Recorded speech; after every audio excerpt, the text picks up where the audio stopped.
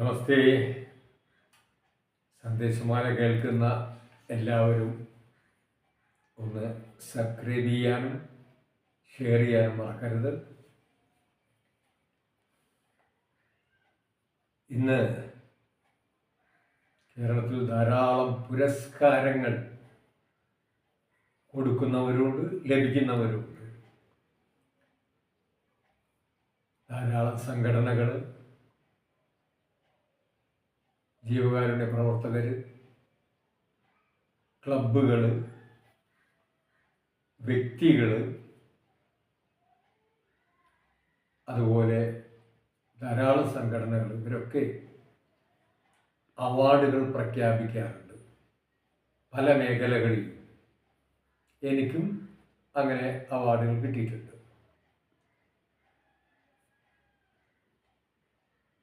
നാടക പ്രവർത്തകർ, സിനിമാ പ്രവർത്തകർക്ക്,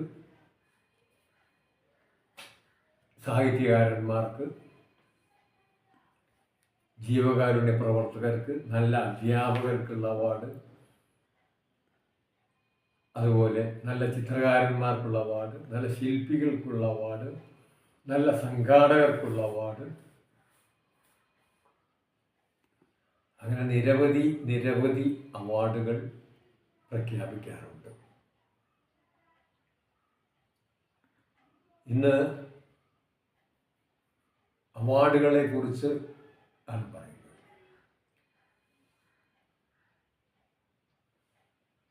ഒരു 2 ആഴ്ച മുമ്പ്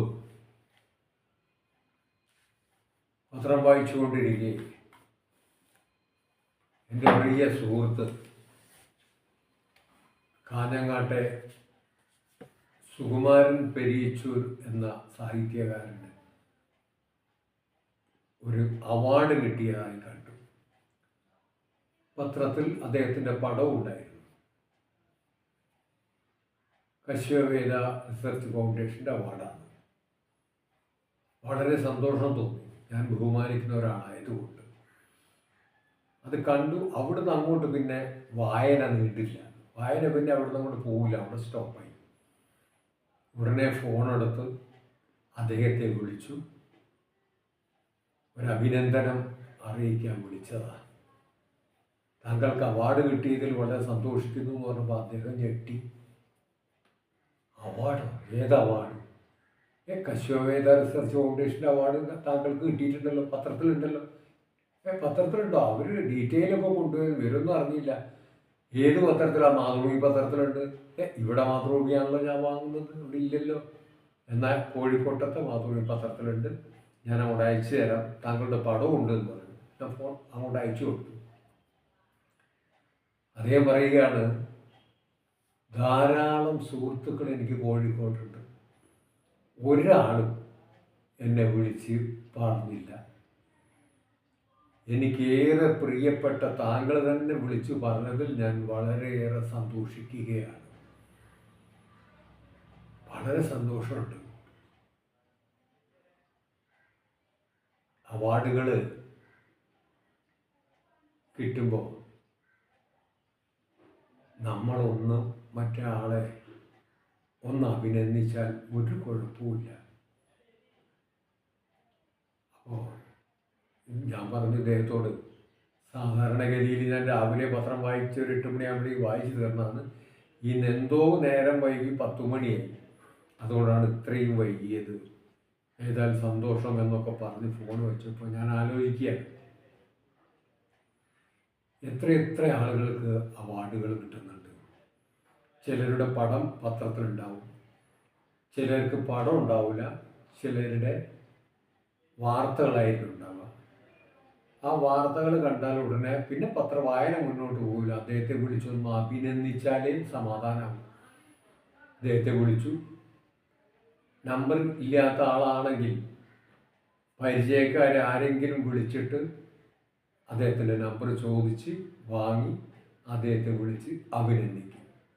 അത് എൻ്റെ ഒരു സ്വഭാവമാണ്. അങ്ങനെ അഭിനന്ദിക്കുമ്പോൾ അവർക്കല്ല അതിൻ്റെ ഗുണം, നമുക്കാണ്. നമ്മുടെ മനസ്സ് ഒന്നുകൂടെ ഉയരും. ഒരു സന്തോഷം. ആ സന്തോഷത്തിൽ നാം പങ്കുചേരുകയാണ്. അവർക്ക് അവാർഡ് കിട്ടിയപ്പോൾ തന്നെ അവർക്ക് സന്തോഷമായി, പ്രഖ്യാപിച്ചപ്പോൾ തന്നെ. പിന്നീട് നാം അവരെ വിളിച്ച് പറയുമ്പോൾ ആ സന്തോഷം അവർക്ക് ഇരട്ടിക്കും. പക്ഷേ അതിനേക്കാൾ അപ്പുറത്ത് നമുക്കാണ് ഗുണം. എപ്പോഴെങ്കിലും നമ്മളെ കാണുമ്പോൾ ആ ആൾക്ക് മനസ്സിലാവില്ലോ, ഓ, എന്നെ ഒന്ന് അഭിനന്ദിച്ച ആളാണ് ഇദ്ദേഹം. പലർക്കും ഒന്ന് അഭിനന്ദിച്ചാൽ വള ഊരി വീണു പോവല്ലോ എന്നുള്ള ധാരണയാണ്.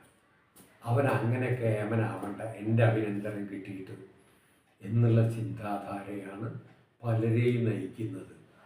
അങ്ങനെയല്ല വേണ്ടത്. ഏതൊരാളെയും അഭിനന്ദിക്കാനുള്ള ഒരു മനസ്സ് നമ്മൾ വളർത്തിയെടുക്കുകയാണ് വേണ്ടത് എന്ന് പറഞ്ഞു. എല്ലാം നല്ല നേരം.